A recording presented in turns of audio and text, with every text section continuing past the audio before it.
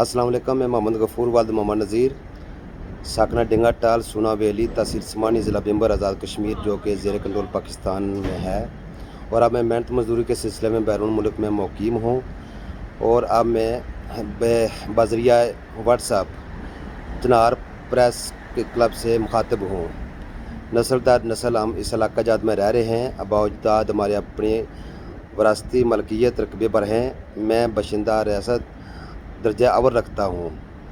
हमारी बरादरी के मोहम्मद अफजाल जो कि 1947 से इंडियन कब्ज़ा से जाने वाले इलाका किया और वो हिजरत करके इधर आए।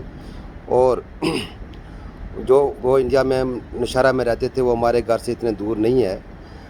और उसके बाद हालिया दिनों में उन्होंने कहा है कि उन्होंने इल्ज़ामात लगाए हैं और अल्लाह के इल्ज़ामात बिल्कुल सच्चाई नहीं है। और ये मैं अब हांगकांग में बैठकर मैं अपने और अपनी फैमिली के मौक़िफ़ में मीडिया रिपोर्टिंग करवाना चाहता हूँ, जो कि हमारे मुअज़्ज़ज़ मोहतरम काबिल एहतराम सहाफ़ी चौधरी फजल रहमान जो कि एक अपनी हैसियत रखते हैं और गैर जानदाराना तहक़ीक़ात करते हैं। लिहाजा ये जो इल्ज़ामात लगा रहे हैं अफजाल साहब के हम पे जुल्म सितम हो रहा है, इनसे ये पूछें। ये 1947 से वहाँ से इधर आए और 31 साल हमारे घरों में रहे, जो कि इनके वालिद नूर लाई और इनकी फूफियों की शादियाँ जो हुई हैं वो हमारे घरों में हुई हैं। और 1978 के बाद हमारे दादा जो हैं चौधरी नूर मोहम्मद मरहूम, उन्होंने चरागाह के जगह में इनको पनाह दी। हालांकि कोई भी इनको कहीं भी मकान बनाने नहीं देता था और हमने इनकी पूरी मदद की। और आज ये कहते हैं कि हम पे जुल्म व सितम हो रहा है। और ये मोहम्मद अफजाल से चौधरी फजल रहमान साहब अफजाल से पूछें कि अगर हम इतने ज़ालिम लोग थे तो आपने अपनी बहन का रिश्ता क्यों दिया। मोहम्मद अफजाल की जो बहन है वो मेरे छोटे भाई की बीवी है और बच्चों वाली है।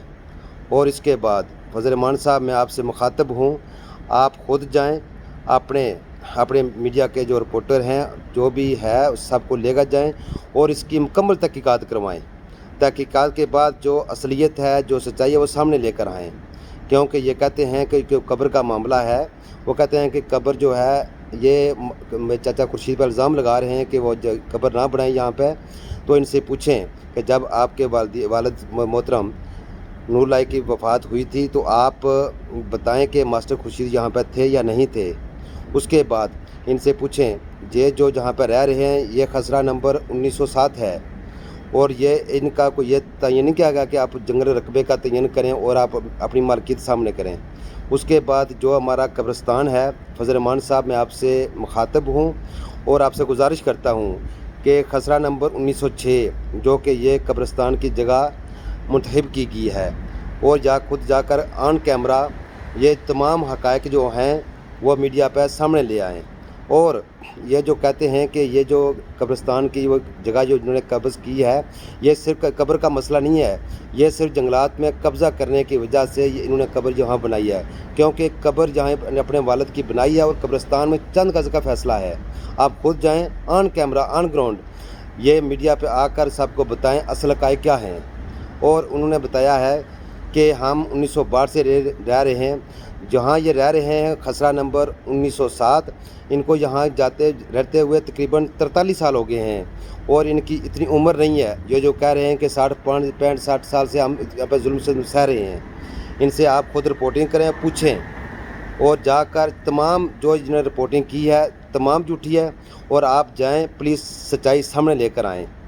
और उसके बाद जो इल्ज़ामात उन्होंने लगाए हैं वो ऑन रिकॉर्डिंग मीडिया पर ले आएँ और जो अगर गैर जानदाराना और झूठे इल्ज़ाम लगाए हैं उनका मैं कानूनी कार्रवाई के लिए महफूज हूँ मैं।